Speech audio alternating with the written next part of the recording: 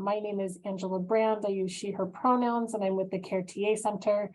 I want to welcome you into the space today, understanding the serious impacts of secondary traumatic stress upon behavioral health workers.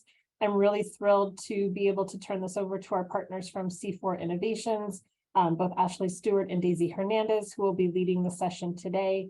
My name is Daisy Hernandez. I am a facilitator trainer with C4 Innovations. I identify with the she group of pronouns and also identify as a woman in long-term recovery. I'll pass it on over to Ashley so she can introduce herself. And hi, everyone. My name is Ashley Stewart. I'm the director of the Center for Health Equity at C4 Innovations. I'm a social worker, and in the Center for Health Equity, we look at institutionalized forms of identity-based oppression. I also have a background in practice as well as in academia in public health. Our hope is that you walk away from this webinar training this afternoon having a clearer definition of secondary trauma stress, an early or an easier ability to compare and contrast compassion fatigue with burnout, having discussed the ability to discuss at least 2 examples of systemic workplace and traumatic workplace stress, be able to explain the rationale for a trauma-informed, healing-centered approach to self-care, and have the ability to identify at least 3 ways in which stakeholders and leadership and organization community activities can encourage and habituate self-care habits and ethical but compassionate professional boundaries, as well as discuss 3 ways employers and staff can support who may be experiencing work-related stress. And I want to encourage you to use the chat as you would like, as much as you would like. I'll be monitoring just to follow up and make sure all questions are answered. I would now like to pull in Ashley to take us through the secondary and other workplace traumas. Great, thank you so much. And everyone, yes, you know, we really enjoy when people are engaged throughout the session. You might even hear topics that remind you of things that you are doing in your role and capacity. We welcome you to chime in. You don't have to wait to any particular part of the session to ask questions or give feedback or engage in the conversation. So please, no amount of chatting will be distracting. We welcome you to share as much as you'd like. So as Daisy mentioned, we're going to start off by talking about secondary trauma. And one of the things that I like to note before talking about secondary trauma is giving us some root foundation in what trauma is. Now, many of us are familiar with trauma. And one of the reasons why we're particularly familiar with trauma is because it's a pretty universal human experience. Trauma, I remind us in this conversation, is not the event. And I think that that's often a misconception of trauma. Like, this happened, this was the trauma. The trauma is how it's processed, perceived, or experienced in the body. And so, you know, the event could be traumatic, but the trauma is the actual physiological, psychological, and we'll talk about all the other ways, response that occurs in the body. With that being said, because trauma is not the event, but trauma is how the events process in the body, we also know that there's a lot of personal variables that it can influence whether or not something is experienced by a person as trauma. For example, social support systems, cultural factors, environmental factors, support systems, work dynamics. All of these things can impact whether or not something is experienced as trauma, as well as is going to look completely different if something is experienced that way for like Daisy or I. It might be one of us, we experience it immediately, and the next person might be that it is something that's gradual, something that shows up or even presents itself differently further down the road. And so we want to keep that in mind as we have this critical conversation. And the other part that we want to make sure that we uplift and build into this conversation around trauma is the recognition that it can look very different for some folks. So I'm sure folks on the call are familiar with fight, flight, freeze and fawn. And one of the ways that I like to present this in a engaging way is to ask people in the room, what would you do? Put it in the chat for us. What would you do if there was a lion in the room that you're joining from right now? What would you do? You turn around, there's a lion there. What would you do? You'd freeze. Yeah. Yep. You run, make friends with it. Keep still and watch carefully, right? Immediately run. Feed them, Libby. I love that. Lataria and Libby kind of are on the same page there. Right? Please continue to type it in the chat. There's so many different things that we would do. Run faster than you ever thought that you could, Esperanza, right? I mean, physically developing strength and speeds that we didn't even know we had.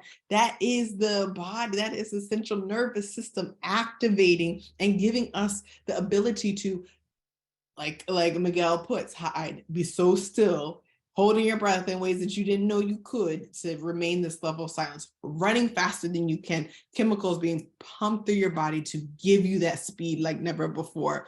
You know, I didn't hear anyone's, or I didn't see anyone say that they're gonna wrestle the lion. There's always one person who's gonna fight the lion, but you know, giving you the strength to be able to throw whatever you need to throw to try to get away from it, and giving you the ability to think quickly enough to fawn. And so I see, like, feed them and make friends, right? That's that fawning response, appeasing it, reducing the threat. But here, kitty, kitty, kitty, do you like a banana? Like, that's the fawn response. And so we could easily all resonate with what we would do if there was a lion in the space. But the truth of the matter is, when it comes to the work that we're doing, the lion is often not a lion, right? It's the stress. It's the oppression. It is the difficult conversations. It is the uncomfortable spaces that we are occupying in our roles. It is the desire to really help someone in the stress that comes with that. I mean, the lion in the room could present in so many different and complex ways. And so when it's ongoing and chronic, that level of stress, then it can cause us to be stuck in a place where our sympathetic nervous system is constantly activated, producing the chemicals, or producing the things that we would need to run from the lion. And so when we talk about trauma, it's really helpful to think about some of these common response systems, because if we sit back and we think about, how do you see fight, flight, freeze, or fawn show up in your work? Right? Is the fight maybe a defensive posture that you're receiving from someone, a reluctance to receive services? Could the flight be avoiding people or avoiding a task? Could the freeze be the procrastination, or could the freeze be the, I don't even care about that? Okay. Could the fawn be people pleasing, right? How do we begin to honor and acknowledge that traumatic stress responses are very commonplace? And when we begin to accept that, then we can see it a little bit differently, and we can approach people differently, we can respond differently, and more importantly, we can engage in critical reflection within organizations differently as a result of our awareness of the complex and sometimes, you know, beautifully complex ways. It can be that the high dynamic, the high intensity of our work creates barriers to us being able to see those stress responses and to respond to them with care. And so these are the things that we want to really keep at the forefront and central to us as we talk about secondary trauma. Higher risk for health conditions, absolutely. Metabolic syndromes and diabetes. Adjusting behaviors, responses, and preparations, yeah. So what is secondary trauma? Also sometimes referred to as secondary traumatic stress. We're really looking at this emerging in the scholarship around 1995 and being specifically defined as natural behaviors and emotions that result from knowing about traumatizing events experienced by another person. This happens so much in the work that we're doing because we're often experiencing, seeing, or being so critically present with folks that we are knowing about and experiencing traumatic events from other people. Individuals who are compassionate, who tend to be empathetic, are at higher risk of absorbing the secondary trauma. And what's really fascinating to me is I've been having so many conversations of lately of how sometimes it can almost feel like it attaches to you. Now, when we love the work as much as we do, we care about the work as much as we do, being mindful of and prepared and anticipating this secondary trauma is so important so you can continue to show up and do the work that you do, right? And so that's why it's so important that we talk about today, because inevitably, because you enjoy, you're committed to the work that you're doing, you're going to continue to show up again and again. But that secondary trauma absolutely can be something we absorb. It can be something that we feel on us. It can be something we're conscious of and unconscious of, because as I mentioned, trauma is not about like the event that you heard about. It might be how it showed up for you a week or a month or a couple of days later when you're feeling overwhelmed, but maybe not even realizing what it's tied to. That's that absorption that's being described. Some events that could lead to secondary trauma could be listening to or learning about distressing traumatic experiences of other people, caring for those who are experiencing physical injuries, emotional injuries, helping someone through a very difficult emotional or mental health crisis, for example. Bearing witness to someone's physical or emotional distress can also lead to secondary trauma. And the way that it shows up in our bodies can be very different. It can be physical, it can be mental, as well as it can be emotional. You know, when we say it can be physiological and physical, literally, you could be experiencing as ulcers and stomach pains, heartburn, physical problems, right?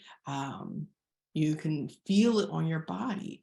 It might be behavioral. You might realize or recognize that you're isolating more. You may be coping with different substances or coping with different things in the environment. Your sleep might be disturbed. You might not be eating as regularly as you are, or maybe it could even look like irritability, sadness, grief, being distracted, experiencing mood swings, right? This can all also be a outcome of secondary traumatic stress on ourselves and on our bodies. So looking for this in other people, as well as looking for it in ourselves. Then we also want to create a space for vicarious trauma. And when I talk about vicarious trauma, I also like to bring in and honor identity-based traumatic stress in this conversation as well. So first I'll go through vicarious trauma, and then I'll talk about some identity-based traumatic stress.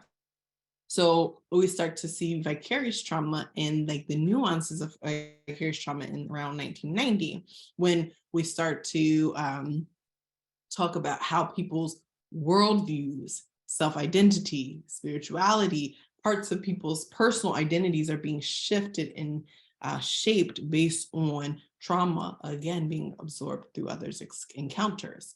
So the professional's reaction to firsthand accounts experienced by an individual can alter their bonding, alter their rapport building. Views of the worldviews are shattered, or maybe sometimes it doesn't show up as shattered, but sometimes it shows up as shifted or changed as an exposure. And we see this vicarious trauma show up more when a person has a personal history that is tied to the traumatic event. And this is why I think that vicarious trauma is really important to talk about when it's related to identity-based. So think about the various identities, the intersecting identities that we have. What might be some of the things that we've experienced in life that are similar to, connected to, could be activated by. You'll hear me use the term activation as opposed to the term triggered. I know a lot of folks use the term triggered when they talk about it. I'm using that and activated interchangeably, but I don't use the term trigger because I do a lot of trauma work around gun violence. So things that might be activated. So some of the parts of identity-based trauma that I like to uplift and talk about, right? So I like to bring in things like race-based traumatic stress. Race-based traumatic stress or race-based stress, sometimes it's referred to RBTS, shows up earlier in literature than even these terms like vicarious trauma and secondary trauma. And what it begins to look at is the experiences of vicarious trauma, though, that could show up when you experience or have repeated exposure that relate to some aspect of your racialized identity. And so the scholars who develop race-based traumatic stress inventories to assess it notice that the symptoms of it very much mirrored symptoms of PTSD. The critical difference that we see with race-based traumatic stress is that we're careful not to pathologize the individual, but instead look at the systems and the structures that are causing it, thereby meaning that someone who shares a racialized identity or similar past traumas related to a racial identity could be highly susceptible to vicarious trauma of someone else because it's about that shifting and changing of worldview because of that personal connection to it. We also, I like to talk about this a lot when it relates to insidious trauma. Insidious trauma is a specific type of trauma that looks at the experiences of people who live and occupy society through an oppressed identity group.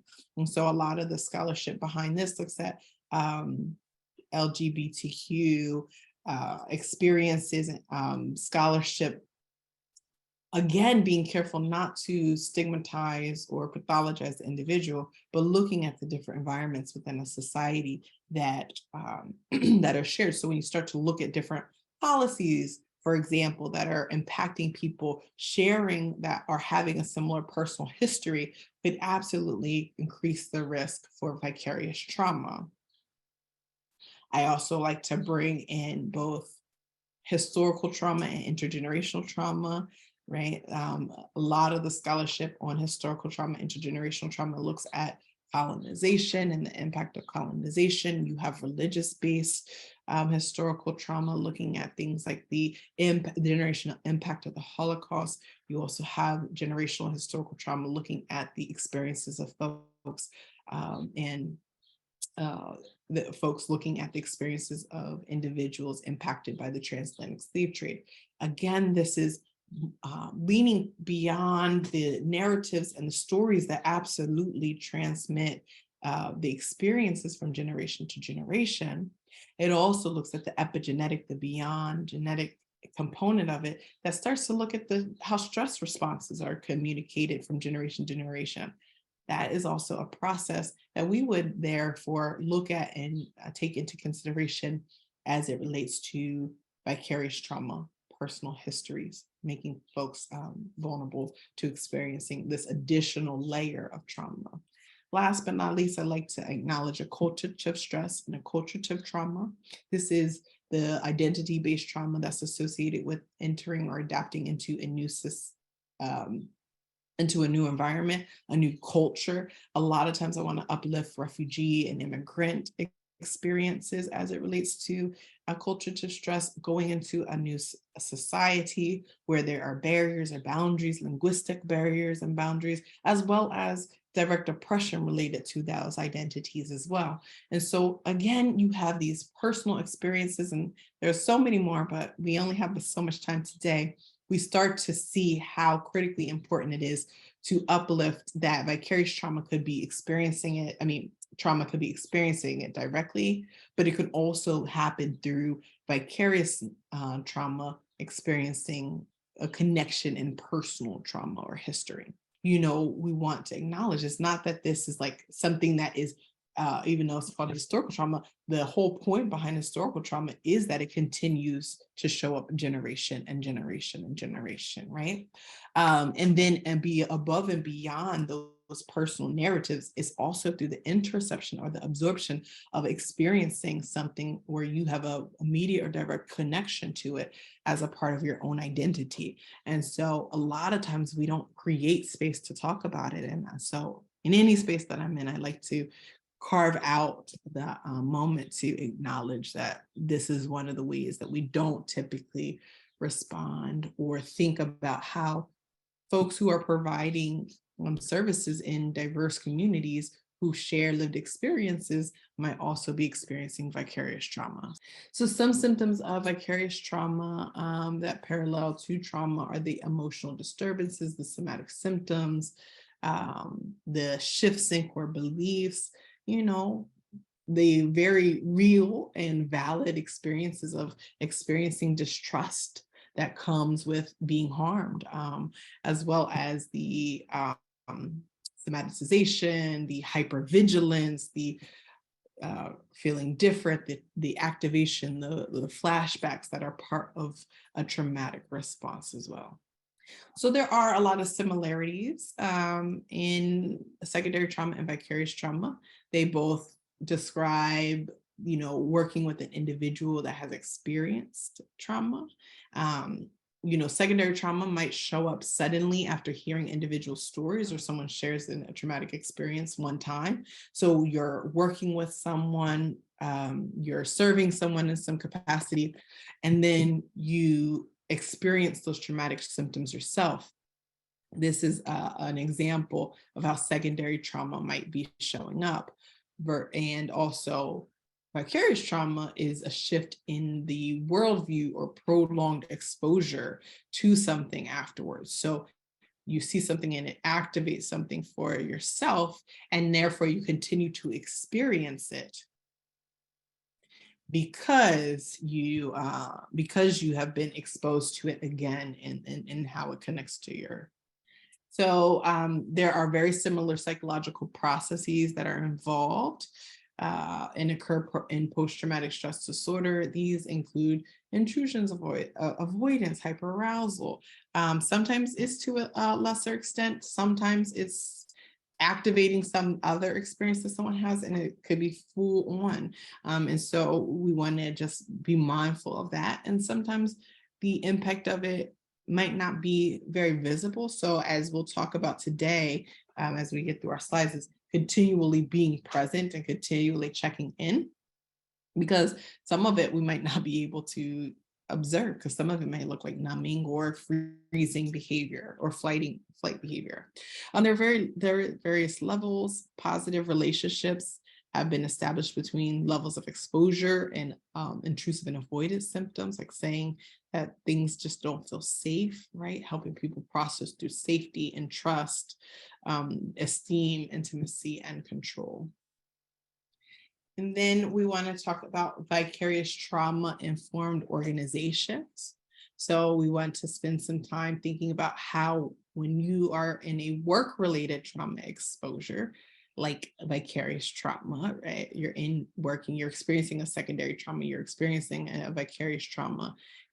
With vicarious trauma specifically, you see that change in worldview, but then you also see this different spectrum of responses. So sometimes it is experiencing secondary trauma, compassion fatigue, or vicarious trauma.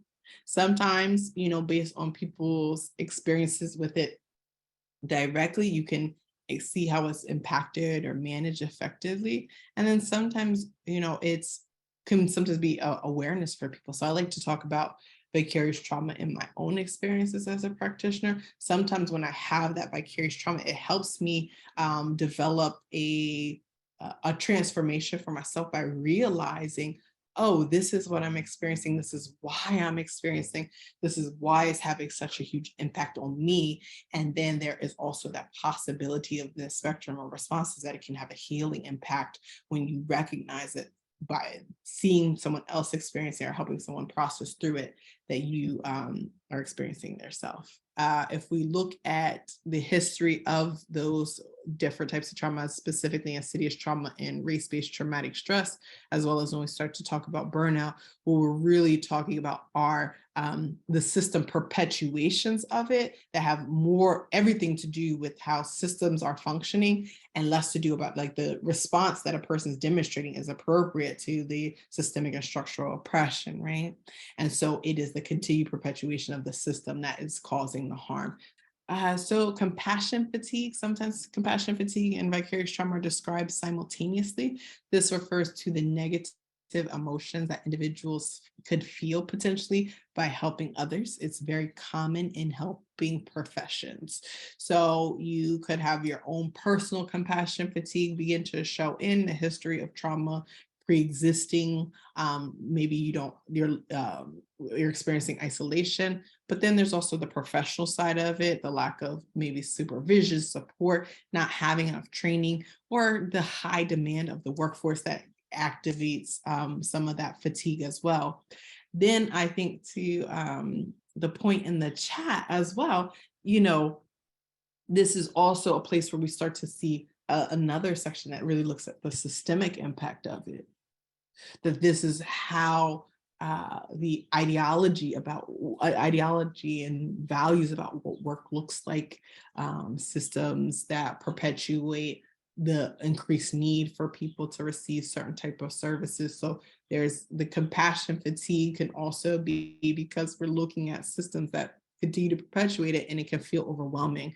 So we want to help be able to respond to that, because while when we think about it from a systemic level, it does feel very overwhelming. How do we begin to change systems and organizations and still create space to validate what people are experiencing? And I think that cannot be understated. Well, speaking of burnout, burnout is described as a state of emotional, mental, and also often physical exhaustion that is brought on by repeated stress. It's caused by problems at work. It's caused by problems in your life. It's parenting, caretaking, right? And the effects of burnout can go from person to person. It can look like lack of satisfaction, feeling pressure, feeling powerless, feeling overwhelmed, not taking breaks, unable to refuel and regenerate, right? Needing to constantly take time, feeling irritable, feeling angry, feeling sad. And to the point that we're making, a lot of times we respond to burnout on a personal level, which we should. We want to validate, we want to support people. There's also a really big movement that's saying that burnout is an organizational problem. We can't just continue to respond, or in this conversation, as we're talking about providing support to you, yes, burnout is something that we want to process how to manage, how to cope. We also want to stop the need for it to be managed and coped by looking at organizational practices, by looking at systemic issues to be able to address it, where it's being caused from, and develop mechanisms that are responsive to the systems as well as responsive to the organizations, so we can prioritize organizational wellness and systemic wellness in addition to personal wellness. Because if not, we're going to have a whole bunch of people who are continually having to adapt and adjust and cope with an ongoing dynamic that is not being caused by the individual. So yes, let's talk about systemic wellness. Let's talk about organizational wellness so that we can reduce burnout, because burnout is not a personal problem. Burnout is a systemic and structural problem.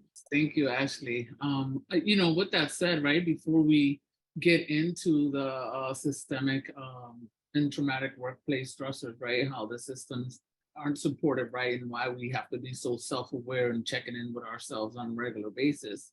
In discussing compassion fatigue, it is important to speak about secondary and vicarious trauma as well as burnout, because as human service workers per se, right, just to capture us all under an umbrella, we are more vulnerable and at risk outside of what's already barriers for us in as part of systems, right? This does not hinder our ability to provide quality service. It only requires intentional self-awareness of the things we have to do and not do, for that matter, right? That will help us maintain a whole health balance in our lives. The trials of the job impact us, independent of the level of resilience that we might have. And let's touch on the trauma response and how it might present, right, or look like. It's inevitable that as professionals in helping profession, we will experience trauma, right? Whether big T, little t, it's trauma and it impacts us in one way or another. But we must understand how our work affects us. Our trauma response may be defined as the transformation that happens within us, as Ashley was previously sharing. Acknowledging the presence of trauma exposure response means recognizing that things are definitely not how we would like them to be in our lives or in the lives of the people that we serve. The trauma wheel reflects 16 warning signs of trauma exposure response. Feeling helpless and hopeless, it may be hard to see that progress is being made either on your side in terms of all the tasks you have to do or the people that you're working with. A sense that one can never do enough. As humans, we are not immune from circumstances that instill a sense of inadequacy. And this belief often dates back to our childhood, right? So some of our own trauma experiences from childhood that we're, chugging along into our workspace, into our adult lives, right? Also, hypervigilance. In our work with humans, this creates a dynamic of being wholly focused on our job. Even our job becomes our identity. To the extent that being present for anything else in our life can seem impossible, it is often an attempt to preserve safety and prevent any further victimization by anticipating and recognizing everything as a potential threat and acting accordingly, like Ashley was previously sharing in symptoms, right, when we isolate. Diminished creativity is a damaged state of mind because we may be innovative at work, it decreases our joy, and it hinders our clarity, not just in creativity, but also in judgment in terms of decision making, right?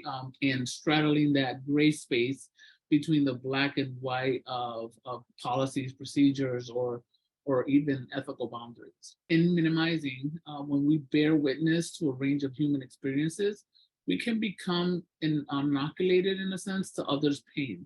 Minimizing is not triaging, and it's not prioritizing, and it's at its worst when you have witnessed so much, you downplay anything that fall into the most extremely hardship. And it makes room for that writing reflex to manifest itself when we're engaging and supporting people through, the connection of resources and problem solving. With chronic exhaustion and physical ailments, this is the difference between feeling tired and feeling fatigued. You ever heard the saying, I'm not physically tired, I'm mentally, emotionally tired? This is that space. An inability also to listen, deliberately avoidance, right? We call it selective hearing. We miss small details, either from top-down leadership or from the people that we're working with. Disassociative moments, and these disassociative moments can happen when a person experiences intrusive or overwhelming feelings. It's also manifested in being engaged in our work and all of a sudden something unhinged within you. Your thoughts are to some other place in your mind, and the last thing you hear is the words of the person you are serving. So you can engage with somebody and miss the whole conversation and only capture the end, right? Again, speaking on missing those details and that creativity. Guilt, right? We experience guilt and self-exploration. It can underestimate the possibility of authentic connection with the people that we serve. There's also fear, where it can manifest in a number of ways, and it's a natural and healthy response, but it can also squelch or our inability to think creatively. Anger and cynicism, towards the top of or back up to in the cycle. Anger is a common feeling. Those of us doing human work and trying to do the right thing in the world, for most of us, anger is associated with childhood issues. And if we do not learn to cope and manage feelings of anger in our space, we can, of course, cause ourselves problems and lean towards cynicism, right? It just left my mind. Got to catch it. Criticizing or ourselves, or back to minimizing, as I was previously sharing. the inability to empathize and kind of feel numb to the experiences of the people that we're serving or our own experiences, as well as develop, or, relapse on some form of addiction, either a substance or a addictive behavior. This also is kind of self-explanatory, but I would expand it that if an individual or provider would bring us to the work, our own experiences, when we do not intentionally bring ourselves, we hinder that rapport. And it's like we're leading a double life, and it makes room for these, unhealthy coping skills, instead of calling them addiction, unhealthy coping skills, to it makes way for these unhealthy coping skills. And then there's also at the top of the cycle, grandiosity and inflated sense of importance related to one's work. This happens when work becomes the center of our identity. When we're not intentionally aware of these trauma responses, then we're faced with workplace challenges. And as we were previously sharing, Ashley and you all on chat, there's a systemic level, right, that can also impact our work and cause us the trauma on top of the trauma that we experience with the individuals that we're working with, in connection with our own traumas. But I'm sharing here a quick quote that helps us, kind of capture what we've been discussing this afternoon. Trauma creates change you don't choose. Healing is about change you do choose, right? That's by Michelle Wolfenthal, in which is kind of a reminder of staying self-aware, right, of what those activating features might be, whether on an individual level, on a human service connection, a professional workspace level, or even the systems we're working in. So work-related stress is defined by the World Health Organization as a response people may have when presented with work demands and pressures that are not matched to their knowledge and abilities, and which challenges their ability to cope, and elaborate that it can be caused by poor work organizations, right? Resonating with what a lot of what's been shared through the portion that Ashley led. Poor management, unsatisfactory working conditions, and lack of support from colleagues and supervisors. I'm very happy to hear and pleased to hear that there are, empathetic colleagues out here and considering how to support their peers through, or colleagues through their own stressors and traumas. Unsatisfactory work conditions and lack of support of colleagues. I would say, and I repeat it because it makes such a difference when you feel supported in whatever space you are working, whether from your leadership, right, or your colleague. While workplace stress, stigma, and attitudes towards employees suffering from stress or mental illnesses, systemic and traumatic, it still remains an often neglected aspect across different helping professions. Which to me, right, and this is a daisyism, it's kind of oxymoronic. Like we always think, okay, so we're hiring humans to work with humans, but that the humans that are hired to work with the humans aren't being cared for by other humans. We don't get into the job to be rich, right? Because we know that's not the case for at least 99% of us. And then the systems and the stressors are kind of burn our wick, and then we don't have that same love and that same oomph, and we don't show up with all that good, positive, loving, empathetic energy that we wanted to get into the field for. And work-related stress, a reality that needs to be addressed through evidence-based interventions. So just like we provide, evidence-based practices and interventions, approaches, and methods for working with individuals, numerous studies show that job stress is the major source of stress for American adults, and it has escalated progressively over the past few decades, and it has been demonstrated to be associated with increased rates of heart attack, hypertension, and other disorders. I recently, I want to say like a month or so ago, was watching the morning news, and I remember majority of people who have a heart attack at between 9 and 10 in the morning or 11 in the morning, and have missed the morning, been late to work, and then the employer finds out that they died of a heart attack.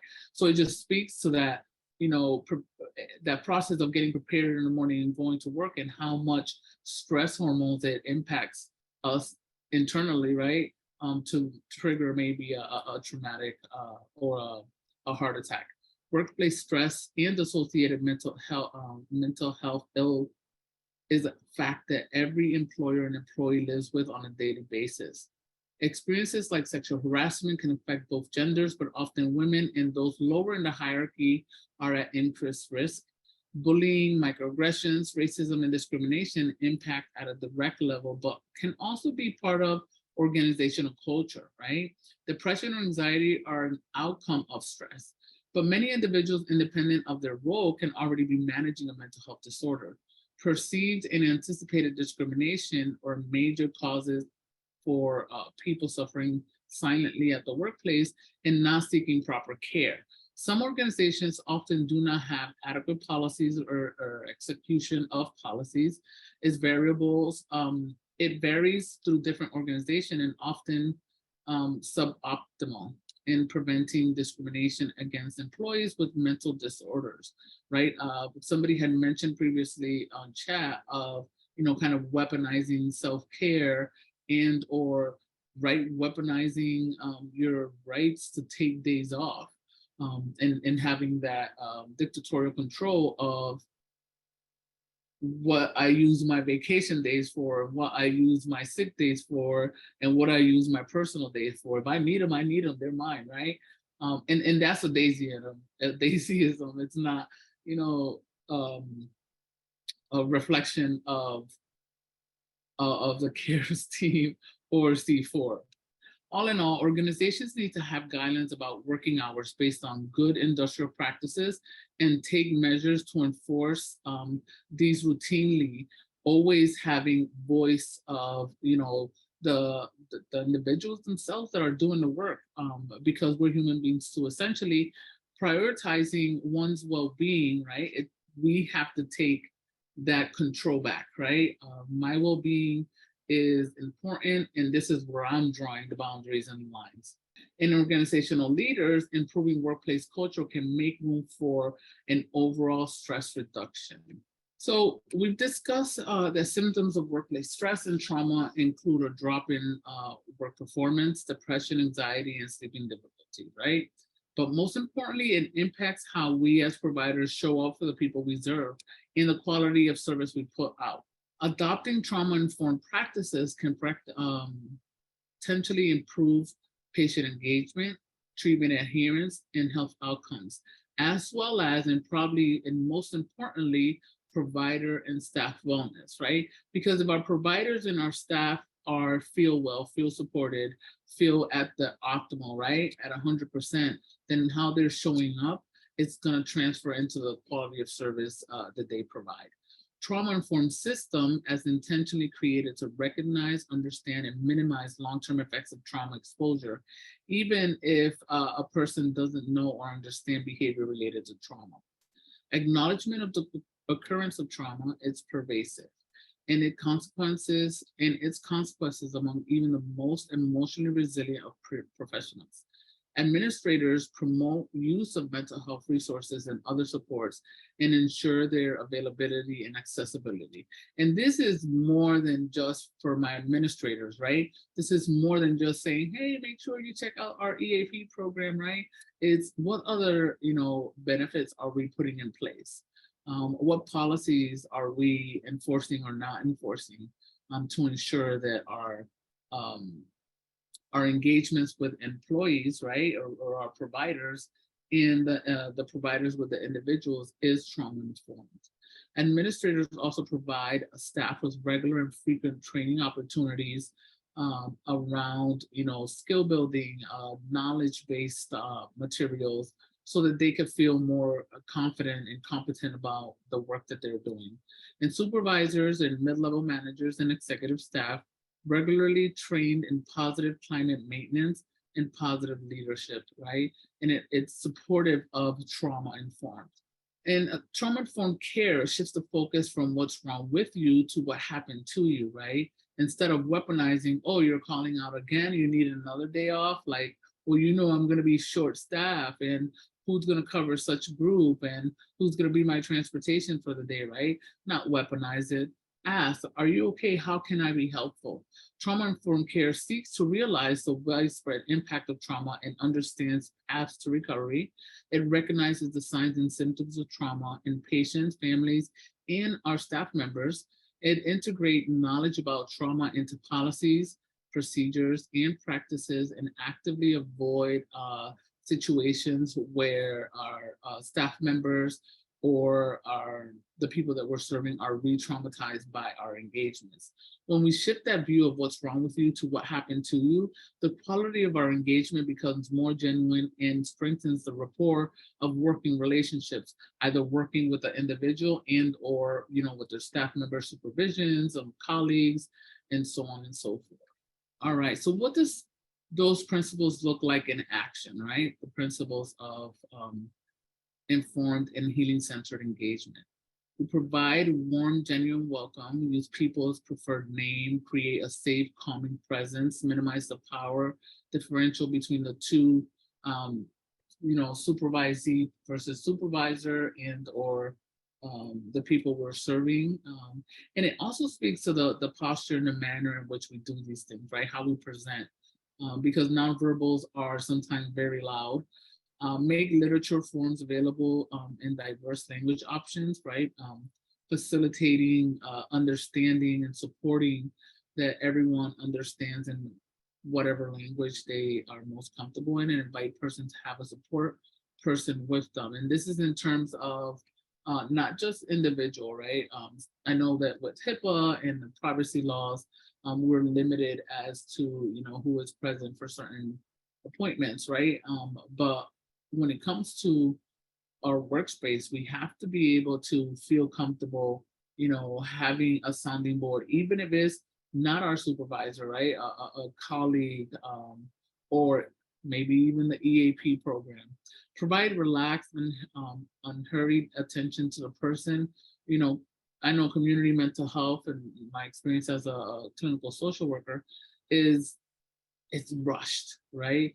We have heavy caseloads of high needs individuals, and we're always hustling and bustling from one task to the other, and being strategic and tactful in how we as supervisors, for example, assign caseloads, validate any concern the person might have as understandable or normal, right?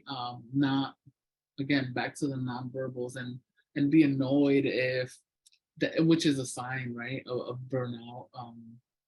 When somebody's asking, or either too many questions based on your standards and not theirs. Offer individuals what would make him or her feel most comfortable. How can you be of support? And explain the purpose of whatever you're doing. So, right, when we think about adult learning theory and how, we like to know where we're going, right? In terms of leadership and management, supervisors, right? Always check in, right? For I always say temperature, but not like literal temperature, right? To check in where they're at. How can you be helpful? What can you do to lighten their load? How can you support them in completing tasks? I think that when we are trauma informed and support our colleagues, right, or our supervisees on a direct care, that we have the ability to build genuinely, then we get to know the people that we're working with, not just individuals, right, but also our colleagues.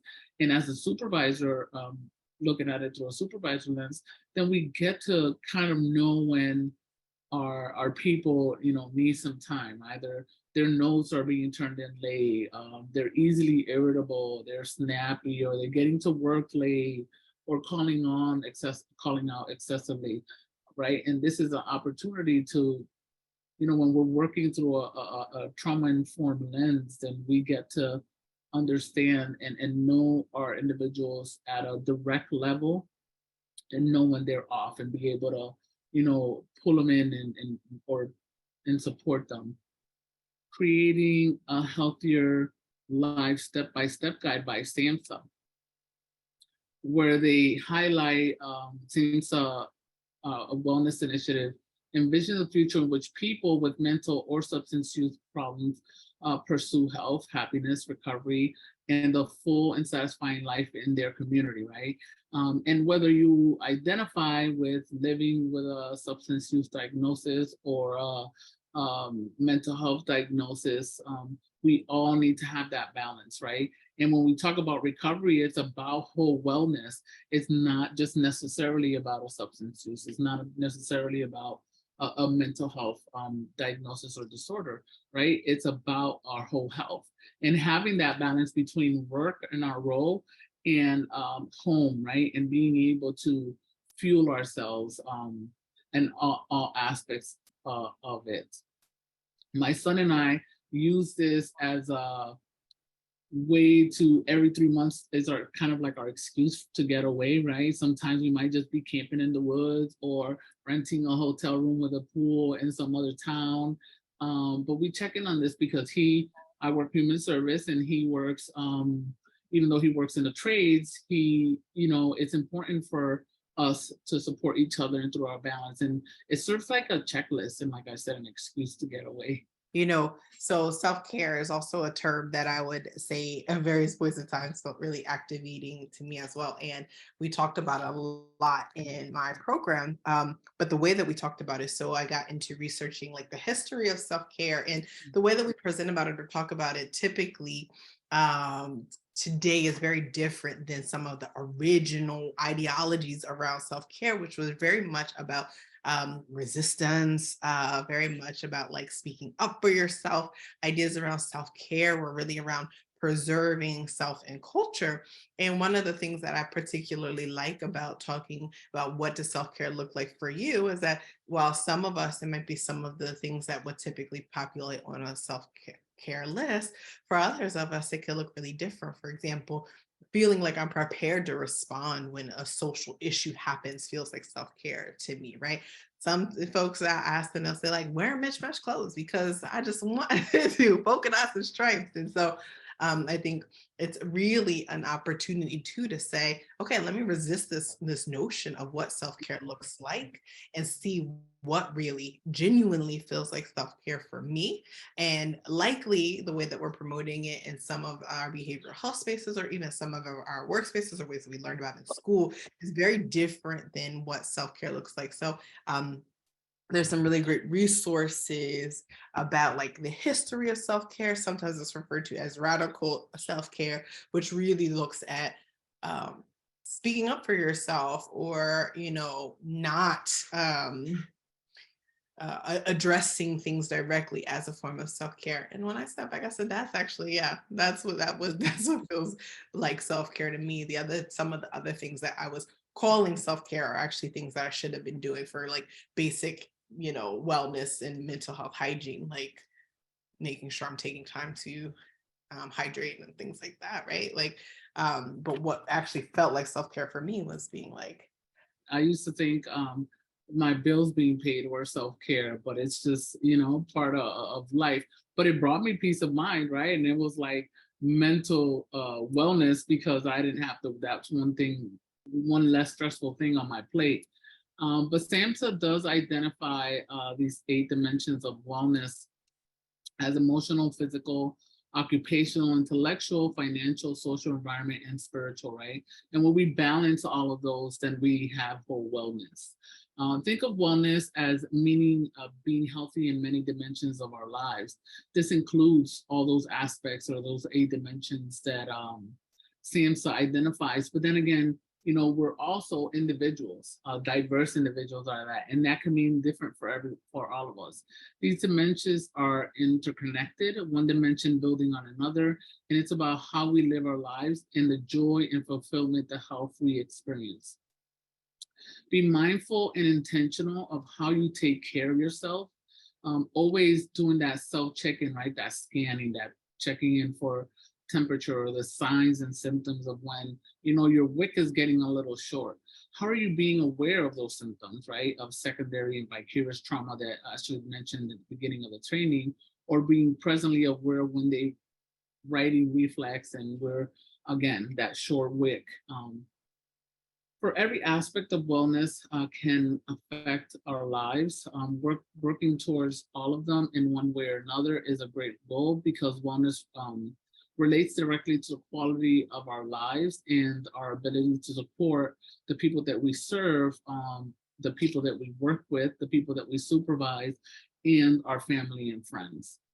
I'm going to take us through 2 slides that talk about the power of organizational leadership, and some different pathways or trajectories from being aware of trauma to being trauma informed. And then I'm going to pass it back to Daisy to close us out with some things to think about as well, from a systemic and organizational level. Specifically, we'll go into what are some opportunities for supporting mental health and emotional wellness to bring us to our time today. But when we're thinking about the power of organizational leadership, the first thing we want to think about is safety. Now, a lot of things working in behavioral health probably come to mind when we say safety. I don't know about you, but a lot of things come to mind when we're talking about safety. One of the things that comes to mind when I talk about safety that I don't think is quite typical is thinking about the emotional safety, but also authenticity safety, which is a term that I like to use. And authenticity safety is, am I able to show up as my full self? Now, we're not talking about all of the nuances of our personality quirks, but I think about people who maybe are repositioning their bodies or changing things about their appearance or choosing what kind of cultural elements to bring into them as it relates to work in order to achieve safety, meaning that if I adapt or adjust these aspects of myself, then in that instance, I now have the opportunity to be more likely to be promotable or to have to not deal with homophobic or transphobic comments in the workplace, or I don't have to worry about stereotypes that might be projected onto me. And so there's like the one aspect of safety that is trauma informed and making sure that people can be expressive of themselves, that people can be open and transparent, and also that people can show up as their full selves. A lot of really great quotes and research on authenticity in the workplace, and a lot of that specific to when people are able to show up as their full selves. When you are able to show up as your full selves, it increases your likelihood and your ability to be bold, to be creative, to be innovative in that work. And so we want to ensure that safety looks like physical safety, emotional safety, and also authenticity in the workplace. Trustworthiness and transparency. I like to say we have to be just as consistent as whatever it is that folks have learned through life experience not to trust. We want to ensure that everyone is being looped in. I think about different business models that kind of help us to notify only certain subgroups of people, certain stakeholders, if you will, of different information that's happening at an organizational level. We want to engage in a culture, an organizational leadership culture that allows for transparency and trustworthiness by being consistent and continually showing up and creating space. What does it mean to engage with peer support? A lot of times the peer support is not considered as meritorious as it absolutely is. When you are engaging meaningfully in peer support, that means that there's something that two people share in common, and that lived experience is enforcing and infusing and healing in a particular space. And that is both takes a lot of emotional labor, but it's also something that's really critically important in the workplace. And so we want to guide and think about peer support as it relates to a trauma-informed approach. Collaboration and mutuality, right? I like to say we hype each other up, but we support one another. We're collaborative. We're sharing in ideas and innovation. My goodness, what happens when people feel like they can be collaborative in a space? So you want to ensure that collaboration is rooted in and embedded in the things that we prioritize in the work. Empowerment, voice, and choice.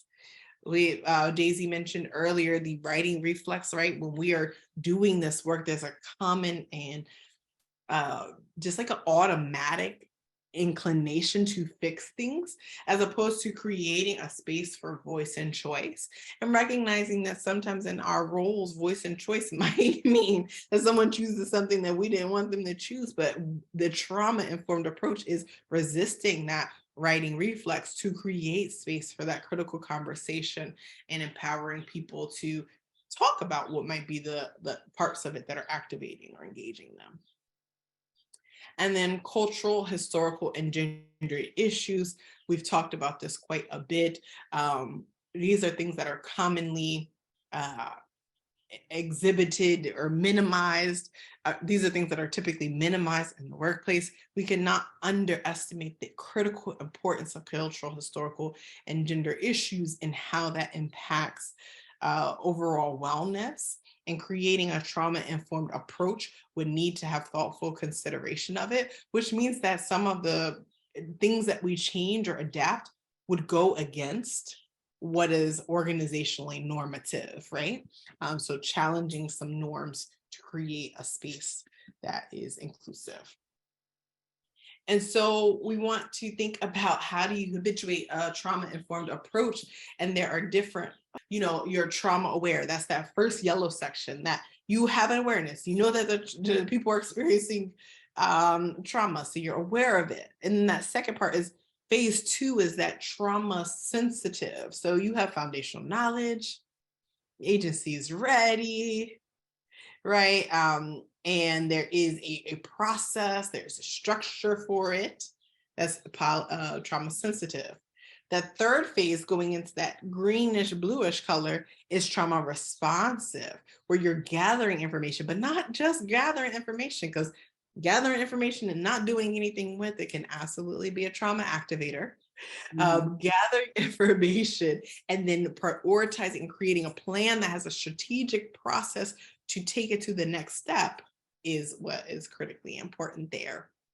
And then the last, that gray part at the end, is trauma-informed implementation and monitorization, adopting policies and practices. That is where we start to see that trauma-informedness show up, and then allowing us to go to assessment, because guess what? Sometimes we get to the assessment, we gotta go back to phase 1 and realize that there's things that we're not aware of, and it is a continual journey.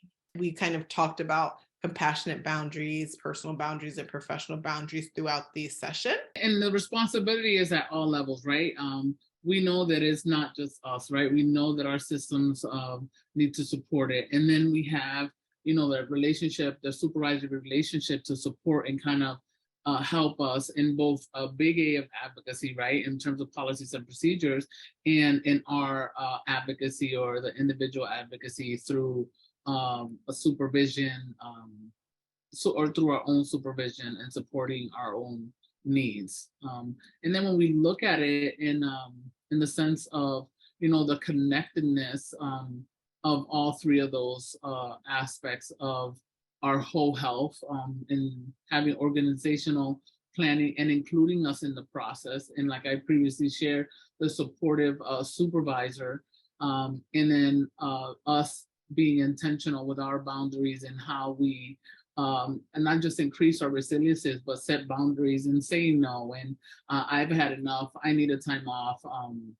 Looking at it in simultaneous lens, right? And being intentional with our supervision moments, right? Coming in, supervisors creating the space for safety and trust, and maintaining awareness of the needs, right? So getting to know the supervisees at a real intimate level, right? A real personal level, to know when they're off and they might need some support.